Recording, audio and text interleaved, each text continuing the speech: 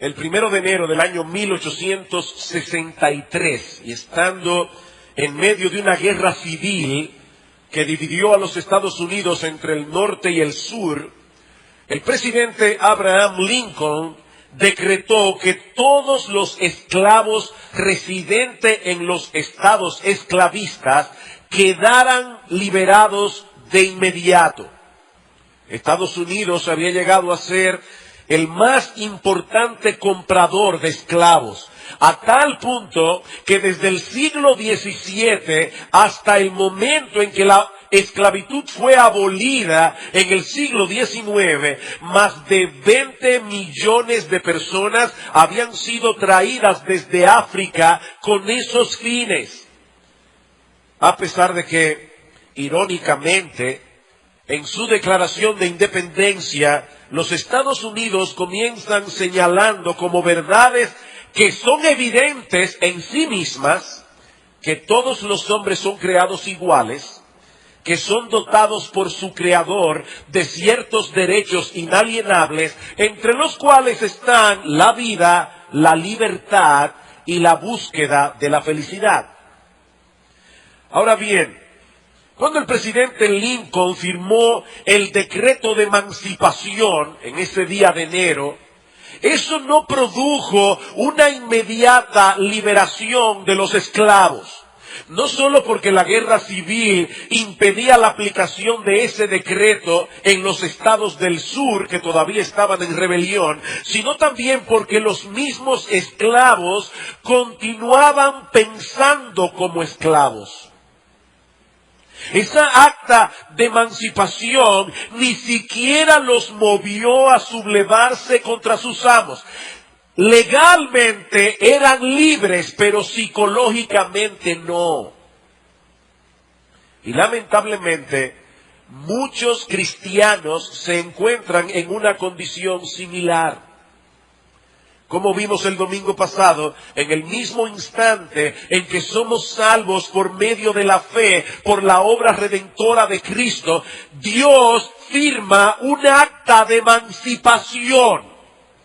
En ese mismo instante en que nosotros somos salvos, ocurre un cambio radical en nuestra relación con el pecado y en nuestra relación con Dios. Los invito a ir conmigo una vez más al pasaje de Colosenses que comenzamos a estudiar el domingo pasado, Colosenses capítulo 3.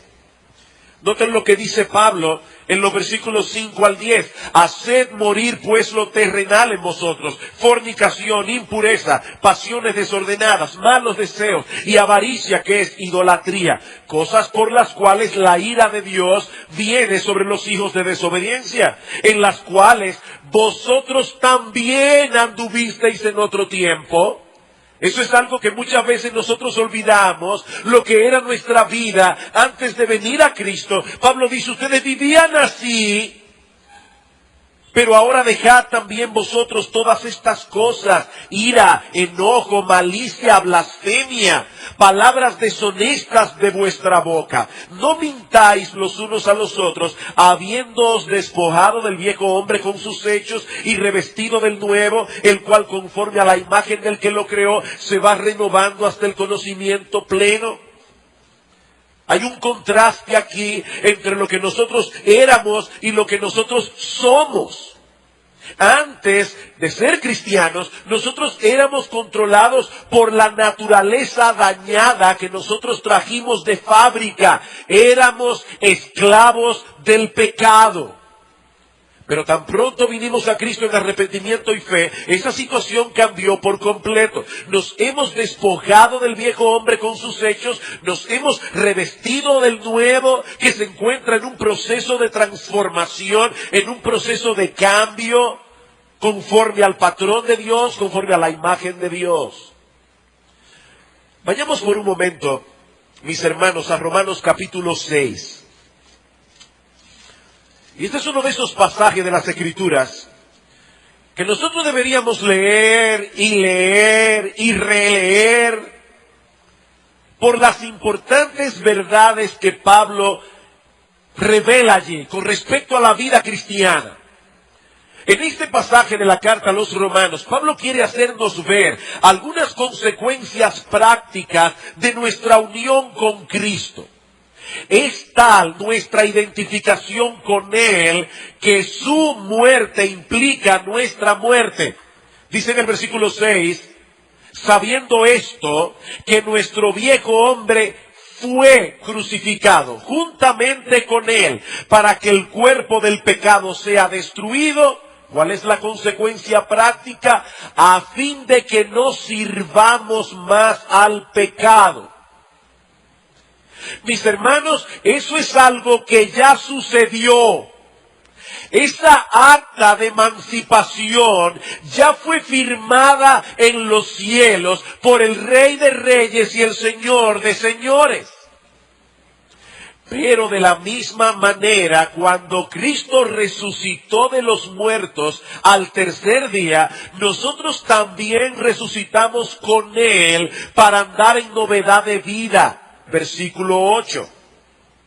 Y si morimos con Cristo, creemos que también viviremos con Él. Estamos muertos en un sentido, pero estamos vivos en otro, sabiendo que Cristo, habiendo resucitado de los muertos, ya no muere. La muerte no se enseñorea más de Él, porque en cuanto murió Cristo, al pecado murió una vez por todas. Mas en cuanto vive, para Dios vive. ¿Y cuál es la consecuencia de eso en nosotros los cristianos? Versículo 11. Así también vosotros consideraos muertos al pecado, pero vivos para Dios en Cristo Jesús, el Señor nuestro. Podríamos parafrasear este pasaje de la siguiente manera. Si ustedes están unidos a un Cristo que murió y resucitó, entonces considérense muertos al pecado y vivos para Dios, porque esa es vuestra verdadera condición ahora. Pablo no está hablando aquí de un mero simulacro. Pablo no está diciendo, pretendan que ustedes ya no son esclavos del pecado. Háganse de cuenta, convénzanse ustedes mismos que ya no son esclavos del pecado, aunque todavía lo son. No, eso no es lo que Pablo está diciendo. Lo que Pablo está diciendo en este pasaje es que los creyentes deben recordar continuamente cuál es su nueva condición ahora para que no sigan pensando como esclavos. Queridos hermanos, cuando Lincoln firmó esa acta de emancipación y cuando el norte ganó la guerra civil y los amos tuvieron que liberar a sus esclavos, ¿saben lo que sucedió en la mente de los amos? Que siguieron pensando como amos. Eso no cambió psicológicamente. Y eso es exactamente lo mismo que ocurre con el pecado que mora en nosotros. El pecado ya no es nuestro amo, el pecado ya no es nuestro gobernante, pero él sigue dando órdenes como si lo fuera. El pecado no pide permiso. El pecado da órdenes. Y lo que Pablo dice aquí en Romanos capítulo 6 es que nosotros debemos recordar continuamente que debido a nuestra nueva condición en Cristo no estamos obligados a ceder a sus exigencias. Somos libres. Y eso es exactamente lo que Pablo nos está enseñando en Colosenses capítulo 3, que nosotros comenzamos a estudiar la semana pasada. Pablo dice allí que nosotros debemos darle muerte al pecado. ¿Saben por qué? Porque podemos hacerlo. Podemos hacerlo en dependencia del Espíritu de Dios. No podemos hacerlo en nuestras propias fuerzas, pero podemos hacerlo en dependencia del Espíritu de Dios. Haced morir pues lo terrenal en vosotros. Versículo 8, dejad también vosotros todas estas cosas. Ahora, mis hermanos, yo quiero que estemos conscientes de que eso es exactamente lo contrario a lo que dicen muchos expertos en la conducta humana en el día de hoy. Según ellos, nosotros no podemos ir en contra de nuestras inclinaciones naturales. Acéptate a ti mismo como eres. Reconcíliate con tu naturaleza en vez de tratar de cambiarla. De hecho, algunos nos advierten de las terribles consecuencias que pueden venir a la vida de una persona si decide poner resistencia a ciertas inclinaciones y deseos. Tú naciste así. No trates de cambiar tu verdadero yo para moldarte a las exigencias de otras personas. Sé tú mismo. Y eso suena tan bien. Hace un tiempo atrás, recibí a un homosexual en mi oficina. Él vino a pedir ayuda. Y yo le hice una pregunta antes de empezar. Yo quiero saber qué tú crees con respecto a tu problema. ¿Tú crees que tú naciste homosexual? ¿O tú crees que tú escogiste ser homosexual? Él me dijo, no, yo escogí ser homosexual. Yo le dije, bueno, comenzamos con buen pie. Porque si tú pensabas que naciste siendo homosexual, ya no hay nada que hacer. Tú naciste así. Ahora, si tú sabes que realmente eso fue una elección tuya, independientemente de las circunstancias que pueda haber alrededor y que muevan a una persona a tomar esa decisión, yo le decía a esta persona, mira, para yo lavar mi carro, yo necesito 5 cosas. Yo necesito tener el carro sucio, yo necesito tener agua, yo necesito tener jabón, un paño para limpiarlo y tiempo para lavarlo. Ahora, yo puedo tener el carro sucio, agua, jabón, un paño y tiempo, y eso no me obliga a lavar el carro. Hay ciertas circunstancias que pueden ser problemáticas para un hombre, que pueden moverlo en un momento dado a tomar esa mala decisión, pero sigue siendo su decisión. Sigue siendo su decisión. El mensaje de muchos psicólogos en el día de hoy es, sé tú mismo. El mensaje de la Biblia es, no seas tú mismo, porque tu viejo yo ha muerto juntamente con Cristo si eres cristiano. Ese viejo yo murió y por lo tanto, en vez de tratar de ser tú mismo, lo que debes hacer en dependencia del Espíritu de Dios es ser como Cristo. No seas tú mismo. Dice en Hebreos capítulo 13, versículo 4, sea en todos honroso el lecho sin mancilla.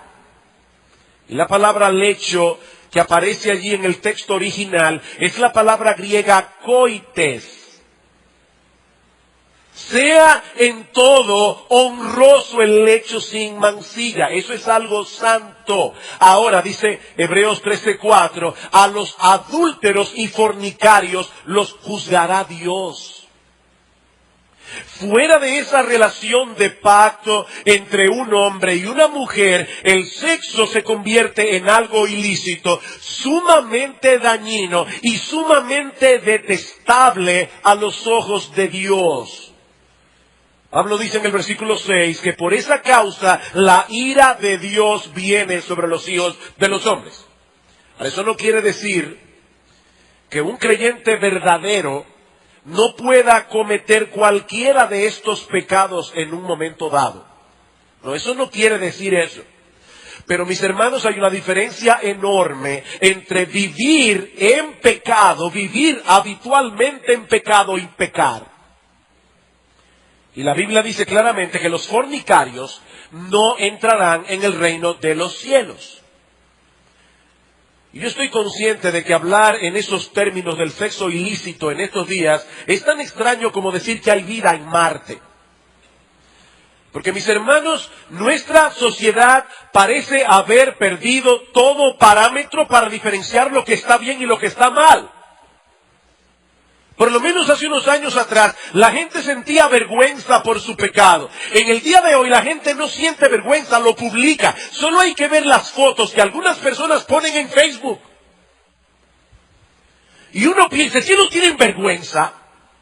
No tienen vergüenza.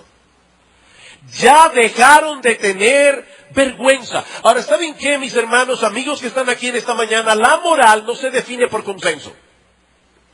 Ayer me fueron a censar a casa.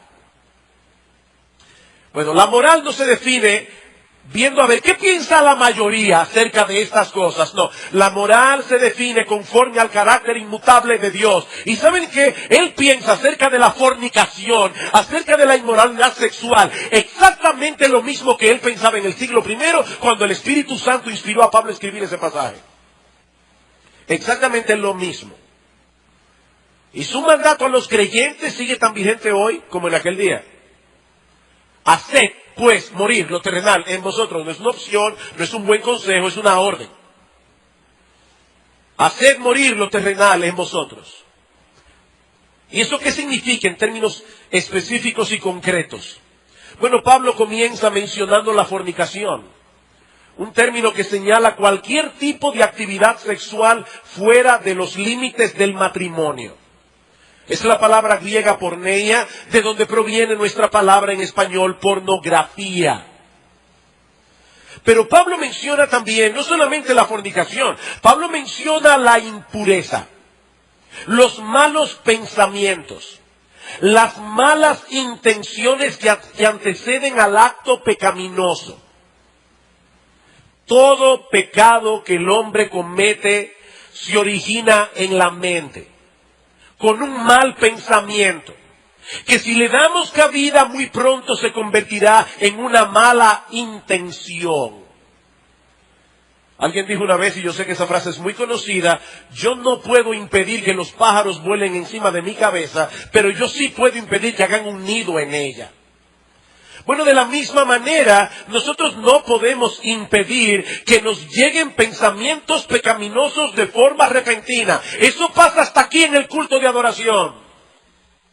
Ahora, nosotros sí podemos y debemos impedir darle cabida a esos pensamientos en nuestras mentes. Fornicación, impureza. Pero Pablo sigue ahondando hasta llegar a la raíz del problema, pasiones desordenadas, malos deseos, esos deseos que nos inclinan hacia ese tipo de pecado. Es por causa de esas pasiones internas que los estímulos externos son un verdadero problema en nuestro corazón. Dice en Santiago capítulo 1 versículo 14, cada uno es tentado cuando de su propia concupiscencia, y la palabra concupiscencia allí es exactamente la misma palabra griega que se traduce como malos deseos en Colosenses 3:5. Cada uno es tentado cuando de su propia concupiscencia es atraído y seducido.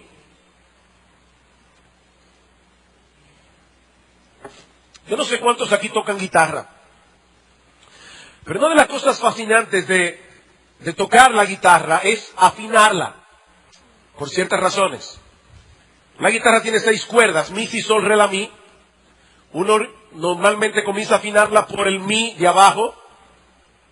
Cuando uno tiene esa cuerda perfectamente afinada, entonces uno va a la segunda cuerda, mi, si, y la pisa en el quinto traste, perdón. Si está afinada con la de abajo, con yo solo tocar esa cuerda va a poner a vibrar la otra sin tocarla. Eso quiere decir que están en el mismo tono. Las ondas ponen a vibrar la otra cuerda sin tocarla. Y eso quiere decir que están afinadas esas dos. Déjenme ponerlo de esta manera, hermanos. Cada uno de nosotros tiene un tono de guitarra en el corazón. Hay tonos que el diablo nos toca que a nosotros no nos mueven. Dejan nuestras cuerdas intactas. Tal vez tú nunca en la vida tuviste problemas con las drogas. Y si alguien viene y te ofrece droga, tú vas a decir que no, sin ninguna lucha en tu interior. Pero el diablo sabe exactamente cuál es el tono que debe tocarte a ti. Y cuando él toca ese acorde, las cuerdas de tu pecado comienzan a vibrar dentro de ti. Eso es lo que se llama en la Biblia entrar en tentación. Nosotros decíamos el domingo pasado que el creyente ha sido genuinamente transformado, pero que no ha sido completamente librado de la presencia del pecado en su vida. Esos deseos pecaminosos todavía están allí. Y no están allí como un volcán extinguido, no están allí como una bomba desactivada. Santiago dice que es por causa de esas concupiscencias, que es por causa de esos deseos que nosotros somos atraídos y seducidos. La pregunta es, ¿qué debemos hacer nosotros ante esa realidad? Si queremos luchar eficazmente contra la inmoralidad sexual, ¿qué debemos hacer? ¿Saben qué, mis hermanos amados? El método divino es sumamente simple. Sal huyendo. Así de sencillo. Huye de ellos. No te permitas a ti mismo colocarte en situaciones que puedan alimentar y despertar esas pasiones pecaminosas que todavía moran en ti. Efesios capítulo 5, versículo 3. Pero fornicación y toda inmundicia o avaricia, ni aun se nombre entre vosotros como conviene a santos, ni palabras deshonestas, ni necedades, ni truhanerías que no convienen, sino antes bien acciones de gracias. Porque sabéis esto, que ningún fornicario, o inmundo, o avaro que es idólatra, tiene herencia en el reino de Cristo y de Dios. Nadie os engañe con palabras vanas, porque por estas cosas viene la ira de Dios sobre los hijos de desobediencia. No seáis pues partícipes con ellos, porque en otro tiempo erais tinieblas, mas ahora sois luz en el Señor. Andad como hijos de luz. ¿Cuál es la advertencia de Pablo aquí? Manténganse alejados de estos pecados en todas sus formas y manifestaciones.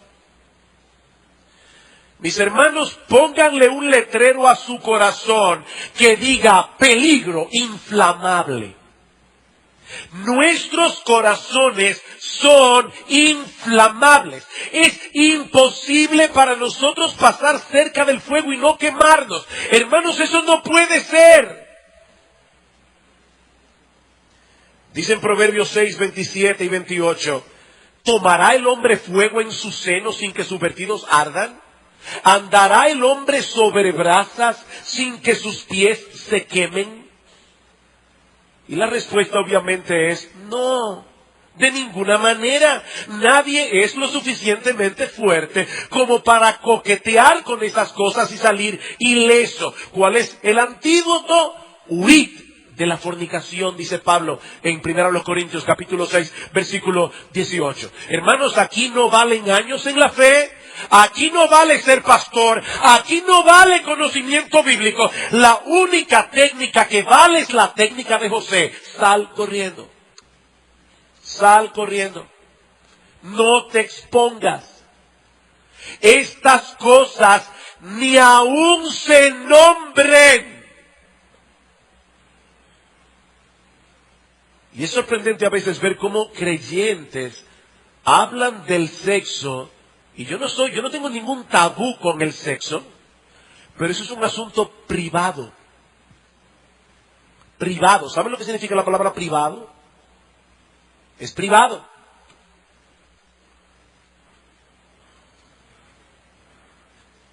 En Proverbios 5:8 nosotros vemos a un padre aconsejando a su hijo con respecto a las mujeres que pueden seducirlo. Escuchen lo que dice este padre. Aleja de ella tu camino, no te acerques a la puerta de su casa. Y déjenme decirle algo, jóvenes, esto se aplica a la internet. El internet te abre una puerta. Tú tienes un portal abierto. Y en ese portal detrás hay muchas cosas. No te acerques a esa puerta. No te acerques. Con estas cosas no se juegan. Es lo que este padre está diciendo a su hijo. Y mis hermanos, lamentablemente no son pocos los que han desoído esta advertencia y han cosechado con creces los frutos de su necedad. De verdad, mis hermanos, yo me pregunto si los cristianos de esta generación estamos tomando en serio estas advertencias. No solamente por lo que nosotros nos permitimos ver y hacer, oír, hasta por la forma en que algunos padres permiten que sus hijas se vistan. Yo no lo entiendo, honestamente, no lo entiendo. Parece que esos padres creen que los demás hombres ven a su hija con los mismos ojos que ellos la ven como padre. No, mi hermano, déjame quitarte esa venda de tus ojos. Los demás no ven a tu hija como tú la ves.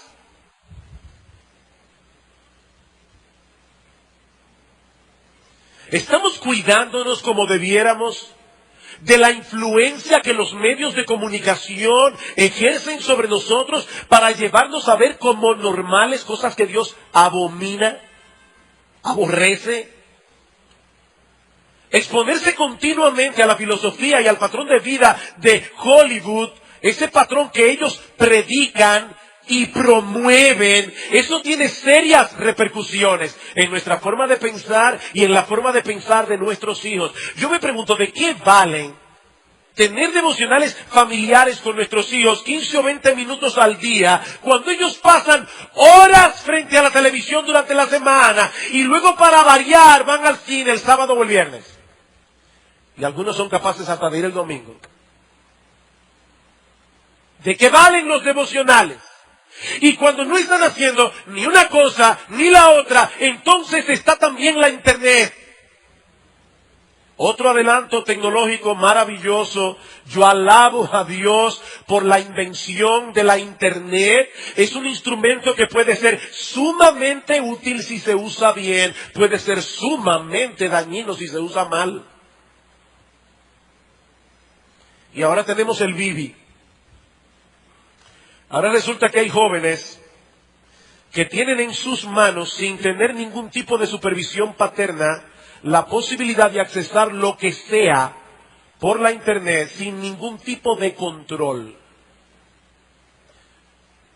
Hasta el Estado pone mayoría de edad para manejar un carro. Parece que nosotros no tenemos ese problema. Le preguntaron a un individuo en una calle de Madrid si estaba de acuerdo con que una muchacha de 12 años o 13 años pudiera ir a un médico y hacerse un aborto sin tener que decirle eso a sus padres. La persona, que yo no creo que era cristiana, sino un individuo con sentido común, dijo, yo no lo entiendo. Nosotros decimos que los muchachos no pueden manejar hasta los 16 años, pero pueden manejar su sexualidad y hacerse un aborto sin problemas de esa edad. Mis hermanos, estamos viviendo un mundo bizarro, en un mundo que funciona al revés. ¿Estoy diciendo con eso que es pecaminoso ver televisión, ir al cine, usar la internet, tener un Bibi? Por supuesto que no. Yo no estoy diciendo eso. Lo que yo estoy diciendo es que los cristianos debemos alejarnos de la inmoralidad y de los patrones pecaminosos que el mundo promueve, y al mismo tiempo tenemos la responsabilidad de cuidar a nuestros hijos siempre y cuando podamos hacerlo. El problema no está en la televisión, el problema no está en la sala de cine, el problema no está en la internet, el problema no está en el Bibi, el problema está en el corazón humano. El problema está en el criterio que nosotros usamos para manejar esas cosas. Porque no es el criterio del mundo el que debemos usar, es el criterio de Dios. Y el criterio de Dios es más claro que el agua. Fornicación y toda inmundicia o avaricia ni aún se nombre. ¿Lo quieren más claro? Debe estar más claro. ¿Hay que saber griego? No hay que saber griego, ni aún se nombre entre vosotros, porque eso no conviene a santos, no conviene a personas que han sido compradas con la sangre preciosa de Cristo. Mis hermanos, David fue un hombre conforme al corazón de Dios.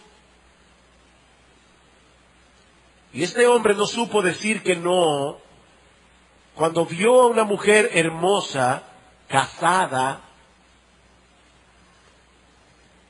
El pecado tomó a este hombre de tal manera que David se convirtió en un adúltero y en un asesino. Y mis hermanos, si David no estaba exento, créeme, ni tú ni yo tampoco. No estamos exentos. Ahora, no olviden lo que nosotros decíamos al principio. Yo sé que estos pecados que hemos mencionado hasta aquí nos parecen enemigos tan formidables que muchas veces nosotros vamos al campo de batalla asumiendo que vamos a perder. ¿Ustedes han visto esos muchachos que se enfrentan con uno más grande? Y él va diciendo, me va a dar, me va a dar, me va a dar, y le da. Hay creyentes que se enfrentan al pecado de esa manera. Ellos asumen, yo no puedo con eso.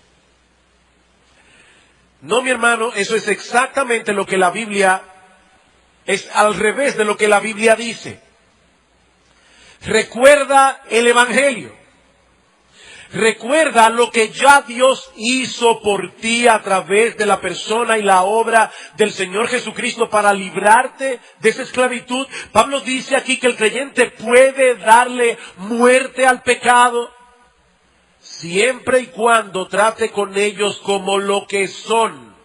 Invasores, enemigos que quieren destruirnos y contra los cuales no debemos tener ningún tipo de consideración ni de misericordia. Denle muerte, dice Pablo. No pretendan hacer un tratado de paz. No lo tomes prisionero, mátalo, dice Pablo. Sin misericordia. Porque con esos pecados no se juega. Ahora, Pablo menciona otra lista de pecados que hemos colocado en la categoría de pecados emocionales. Ya vimos la inmoralidad sexual, pero en el versículo 8 Pablo menciona una lista de pecados que pertenecen a la categoría de pecados emocionales porque se generan en el corazón, en nuestras emociones. Lo interesante de esa lista es que funciona al revés de la otra. En la lista del versículo 5, Pablo comienza con los pecados externos y de los pecados externos va al corazón. En el versículo 8, Pablo comienza con el corazón y de allí camina hacia las manifestaciones externas. Versículo 8 del capítulo 3. Pero ahora dejad también vosotros todas estas cosas: ira, enojo, malicia, blasfemia, palabras deshonestas de vuestra boca. La palabra ira señala ese resentimiento interno, esa amargura silenciosa que arde en nuestros corazones cuando nos sentimos agraviados de algún modo o cuando creemos que hemos sido agraviados. Porque algunas personas llegan a conclusiones equivocadas. Esta semana, el jueves en la mañana, en el devocional que tuvimos con algunos pastores del área, el pastor Miguel Núñez compartió con nosotros una historia muy interesante que le pasó a Chuck Swindoll. Muchos de ustedes han escuchado o han leído materiales de este hombre. Chuck Swindoll fue invitado a predicar a una conferencia. Y había un señor sentado en la fila de adelante que se le estaba durmiendo casi en todas las conferencias. Él no bien comenzaba a predicar y a los 5 minutos el individuo estaba dormido. Y Chuck Swindoll comenzó a pensar en su corazón. Esto es el colmo. Uno viene aquí a predicar. ¿Quién sabe si fue que este individuo no durmió bien? Y entonces para dormirse en la cara. Dice Swindoll que se pasó el fin de semana entero molesto, predicando con molestia, porque era que no empezaba a predicar y a los 5 minutos el tipo estaba dormido. Al final de la conferencia, la esposa se le acercó y le dijo: hermano Swindoll, yo quería darle las gracias y al mismo tiempo quería pedirle perdón por mi esposo. Él tiene un cáncer terminal, él está muriendo. Y una de las últimas cosas que él deseaba en su corazón era algún día oírlo a usted predicando. Wow. Dice Swindoll: yo me pasé la semana entera pecando contra Dios mientras estaba ministrando la palabra de Dios. ¿Ustedes saben cuánta gente tiene un libro en su cabeza que él mismo armó? Comenzó a conectar cabos, hizo una novela. No me saludó el domingo pasado. Me pasó por al lado ayer en el carro y tampoco me saludó. Ajá, ya yo sé. Ya yo sé por qué. Oye, pues qué bárbaro. Eso fue seguramente porque el otro día yo no le hice el favor. Ya, ahí está la novela. Armada. Pero vamos a suponer que no, que hay una causa justa. Esa es la ira de la que Pablo está hablando aquí. Ese resentimiento interno. Cuando ese resentimiento no es tratado adecuadamente, se convierte en enojo, la segunda palabra que Pablo menciona aquí, y esa palabra significa una ira que explota, una ira que explota. Es como un volcán que comienza a arder en el interior, pero que tarde o temprano la lava va a salir hacia afuera. Y esa lava es la tercera palabra que Pablo menciona aquí, la malicia. La malicia, una mala disposición hacia la otra persona, un deseo de venganza por lo que nos ha hecho.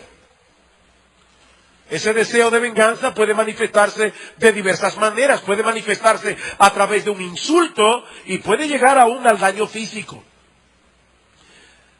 Ahora es bien difícil que los creyentes lleguen al extremo de golpear físicamente a otra persona.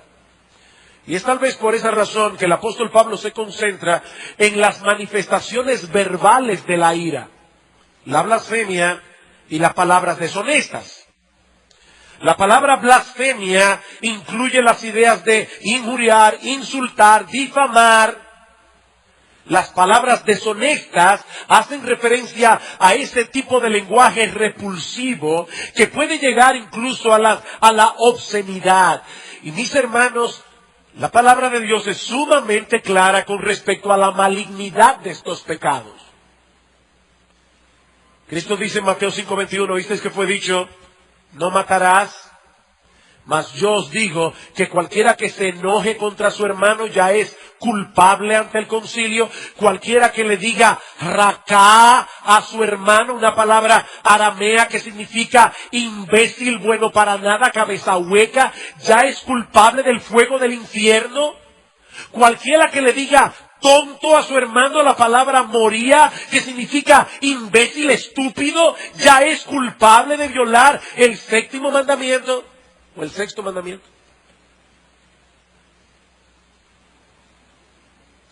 ¿Puede un creyente airarse sin pecar? Por supuesto que sí. De hecho, Pablo dice en este mismo pasaje que los creyentes estamos en un proceso de transformación que tiene a Dios como modelo.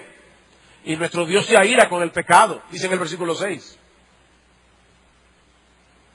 Partiendo de esa premisa, nosotros podemos decir que la ira no es pecaminosa siempre y cuando sea como la ira de Dios. Una santa indignación contra el pecado y un anhelo porque se cumpla la justicia.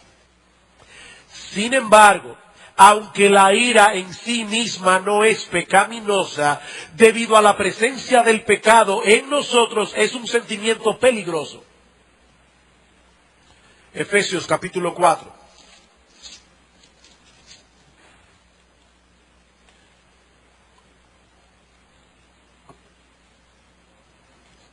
Versículos 26 y 27.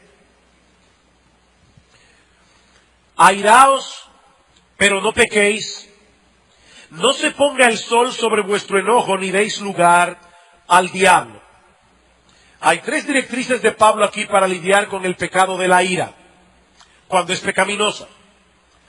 Y aun cuando no lo es, porque en este caso Pablo dice airaos. Aún puede ser una ira justa.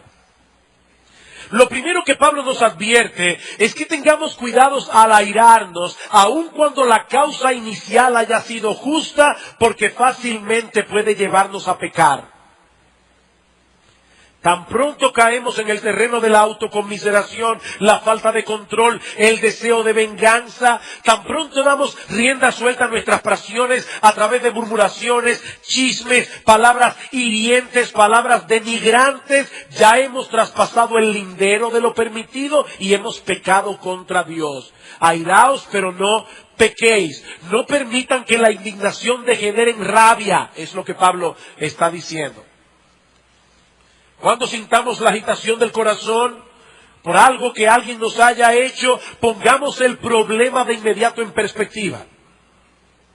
¿Y cuál es esa perspectiva? Bueno, en primer lugar, nosotros debemos recordar que el principal problema de ese individuo no es que haya pecado contra mí, es que haya pecado contra Dios. Eso me va a llevar a querer corregirlo y moverlo a que él resuelva su problema con Dios. Pero en segundo lugar, yo debo tener una correcta perspectiva de mí mismo. Mis hermanos, ¿qué somos nosotros sin la gracia de Dios? Pecadores culpables que merecemos el infierno. Y si tú eres un pecador culpable que mereces el infierno, ¿qué tanto te defiendes? ¿Qué tanto defiendes tu honor? ¿Qué tanto defiendes tu reputación? ¿Qué tanto te defiendes a ti mismo? Si tú mismo no eres más que un individuo que pertenece a una raza dañada por el pecado. En segundo lugar, Pablo nos dice que debemos actuar rápidamente para que esta agitación del corazón no degenere en amargura y en resentimiento. No se ponga el sol sobre vuestro enojo. El día de los judíos concluía a la caída del sol, en la tarde, a eso de las 6. De manera que lo que Pablo está diciendo aquí es que debemos tratar de resolver ese problema antes de que concluya el día. Siempre y cuando esté a nuestro alcance resolverlo. Los problemas que no se resuelven inmediatamente nos van endureciendo. Van creando más conflictos interpersonales. Porque todo comenzamos a interpretarlo a la luz del prejuicio que ya tenemos en el corazón contra esa persona.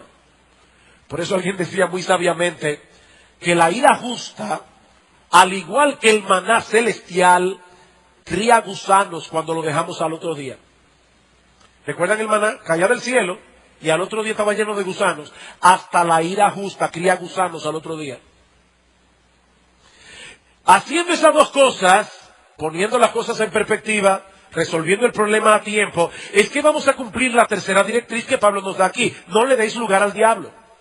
No le deis lugar al diablo. Y la imagen que Pablo está tratando de transmitirnos es que el diablo está buscando la rendija por donde colarse. Tan pronto nosotros abrimos un poco la puerta, albergando amargura en el corazón, el diablo mete el pie ahí adentro para que la puerta no pueda cerrarse. Y tarde o temprano él va a introducir por ese hueco el veneno que va a envenenar nuestro corazón.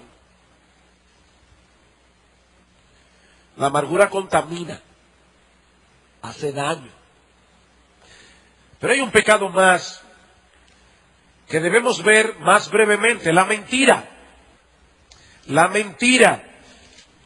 Dice otra vez Colosenses capítulo 3 versículo 9, no mintáis los unos a los otros, habiéndoos despojado del viejo hombre con sus hechos. ¿Qué es la mentira? Una distorsión de las cosas hecha con el propósito expreso de engañar. Y es un pecado característico del hombre no regenerado. Dice en el Salmo 58:3 que los impíos se apartaron desde la matriz, se descarriaron hablando mentira desde que nacieron. El mundo no contempla la verdad como un valor absoluto, sino como algo que nosotros podemos usar a conveniencia. Y ¿saben qué, mis hermanos? Es ese concepto distorsionado de la verdad que nosotros trajimos al Evangelio. Pero el nuevo hombre al que pertenecemos ahora tiene a Dios como modelo y nuestro Dios es veraz. La verdad está intrínsecamente ligada a su ser. Dice en Números 23:19, Dios no es hombre para que mienta. Y en el Salmo 111:7, la obra de sus manos son verdad y juicio, fieles son todos sus mandamientos. ¿Saben, mis hermanos, por qué es tan importante que los creyentes seamos veraces? Porque la mentira es una contradicción de todo lo que Dios es. Y es una manifestación de todo lo que el diablo es. Yo voy a repetir eso otra vez. ¿Por qué los creyentes debemos ser veraces? Porque la verdad, la mentira, es una manifestación contraria a todo lo que Dios es y es una manifestación positiva de todo lo que el diablo es. La Biblia dice en Juan 8:44 que el diablo es mentiroso y homicida. Desde el comienzo mismo de la historia, Satanás ha querido hundir, destruir a la raza humana, tanto física como espiritualmente, y el arma que ha usado para lograr eso es la mentira. Todo lo que él habla, todo lo que él promete, todo lo que él promueve es una ilusión, es un engaño, y su fin ulterior es destruir. Y es precisamente de ese reino que el Señor nos rescató para no continuar viviendo en ese patrón de conducta. Los cristianos debemos ser veraces, porque toda mentira, toda forma de mentira es incompatible con nuestra nueva naturaleza. Eso incluye la mentira franca y abierta, pero también incluye la exageración hecha con el propósito de engañar. Porque yo puedo exagerar con el propósito de hacer un punto. Hasta la Biblia hace eso. Pero yo estoy hablando aquí de exagerar para engañar. Citaste a una persona a las 6:30. Llegó a las 7:45. Y tú dices, para hacerlo sentir mal, llegaste a las 7. Por supuesto, si eres tú el que llegaste tarde, dices, llegué un poquito pasado las 6:30. Es un uso de la información para hacer un punto. Eso incluye hacer promesas que nosotros sabemos de antemano que no la vamos a poder cumplir. Por eso es que últimamente cuando alguien me dice, pastor, ore por mí, y algunos saben que es así porque lo he estado usando mucho en estos días, no hace meses, le digo, te prometo que voy a hacer el esfuerzo de recordarlo. Porque a veces se me olvida. Hacer promesas que sabemos de antemano que no podremos cumplir, justificar nuestros errores y pecados, hacer trampa en cualquier cosa, ya sea fijarse en los exámenes, o no declarar al impuesto sobre la renta todo lo que debemos declarar. Todo lo que no sea conforme a la verdad es incompatible con el carácter cristiano. Ahora es posible que un verdadero cristiano caiga en la tentación de mentir en un momento dado, como puede caer en la tentación de cometer cualquier otro pecado. Pero nadie que mienta habitualmente va camino al cielo. La Biblia dice claramente en Apocalipsis 21, los cobardes e incrédulos, los abominables y homicidas, los fornicarios y hechiceros, los idólatras y todos los mentirosos tendrán su parte en el lago que arde, que es con fuego y azufre, que es la muerte segunda. Déjame hacerte una pregunta. ¿Por qué nos sentimos tentados a mentir? Aún los creyentes. ¿Qué es lo que está detrás de ese pecado que lo hace tan tentador? Pero Sam Storm menciona al menos 3 cosas. Primero, una de las razones por las que mentimos es porque no confiamos en la verdad para obtener lo que queremos. Si digo la verdad me pueden botar del trabajo. Si digo la verdad no voy a poder hacer este negocio. Por eso es que en el fondo lo que hay es codicia, muchas veces. Otra de las razones por las cuales mentimos es para ganar el respeto y la admiración de otros. En ese sentido, uno de los combustibles más poderosos de la mentira es el orgullo. Mentimos para proteger nuestra imagen de situaciones embarazosas o simplemente para cubrir nuestras estupideces. Y cometemos muchas al día. La tercera razón está muy relacionada con la anterior. Mentimos para cubrir nuestro pecado. No queremos que la gente nos vea como lo que somos en realidad. Nosotros queremos que la gente vea lo que nosotros queremos que vean. A la luz de esa realidad, ¿cuál es el antídoto con el que cuentan los creyentes para vencer el hábito pecaminoso de mentir? el mismo antídoto con el que contamos para vencer cualquier tipo de pecado, el Evangelio de Jesucristo. El Evangelio de Jesucristo. Solo el Evangelio nos permite pulverizar nuestros ídolos y poner todas las cosas en su justa perspectiva. Sea que estemos hablando de la mentira o de los pecados de la inmoralidad sexual o de la ira pecaminosa, el problema es que hemos quitado nuestra vista de Dios y hemos comenzado a confiar en otras cosas para nuestra seguridad y felicidad. Es por eso que Pablo dice en el versículo 5 que de todos los pecados que nosotros debemos hacer morir, debemos concentrarnos especialmente en la codicia, que es idolatría, porque la idolatría es el pecado que subyace detrás de todo pecado, como vimos el domingo pasado. Ya sea que el ídolo sea nuestro trabajo, nuestra reputación, nuestra seguridad financiera, el sexo ilícito, nuestros amigos, lo que sea. El punto es que ninguna de esas cosas puede darnos lo que solo Dios puede dar.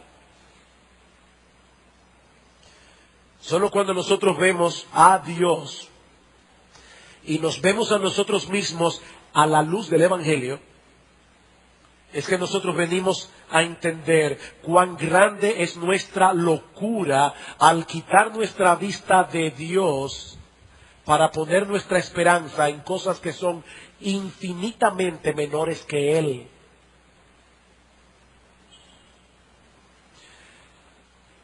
Eso nos muestra una vez más que el Evangelio es contraintuitivo. Contraintuitivo. En la lógica humana, y escúchame bien, amigo, que estás aquí sin Cristo. En la lógica humana, si le decimos a un creyente que su salvación depende de su desempeño, que su salvación depende del esfuerzo que haga por obedecer los mandamientos de Dios, probablemente eso va a hacer que él se cuide más. Pero en la lógica del Evangelio, es todo lo contrario. La lógica del Evangelio nos dice que nuestra salvación no depende de nuestra obediencia, que la salvación no depende de nuestro esfuerzo, que la salvación no depende de nuestro desempeño, sino completamente en la obra perfecta de Cristo en la cruz del Calvario. Y es precisamente descansando en esta gloriosa verdad del Evangelio que los creyentes podremos luchar más eficazmente contra el pecado. Increíblemente. Debemos recordar, al luchar con el pecado, que ya no hay condenación para aquellos que están en Cristo Jesús. Nosotros somos más que vencedores por medio de aquel que nos amó. No existe ninguna posibilidad de que un verdadero creyente termine en el infierno. Porque ya Cristo pagó por todos sus pecados. Por supuesto, una persona que vive habitualmente en sus pecados no tiene derecho a decir que está en Cristo.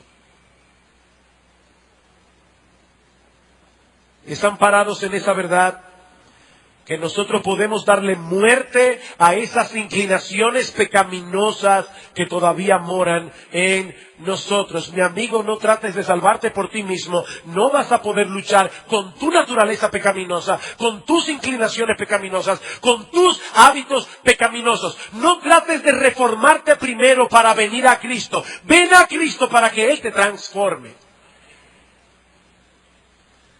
Y queridos hermanos, cuando estemos en medio del campo de batalla luchando contra el pecado, no olvides el extraordinario anuncio del Evangelio. Estamos del lado del vencedor.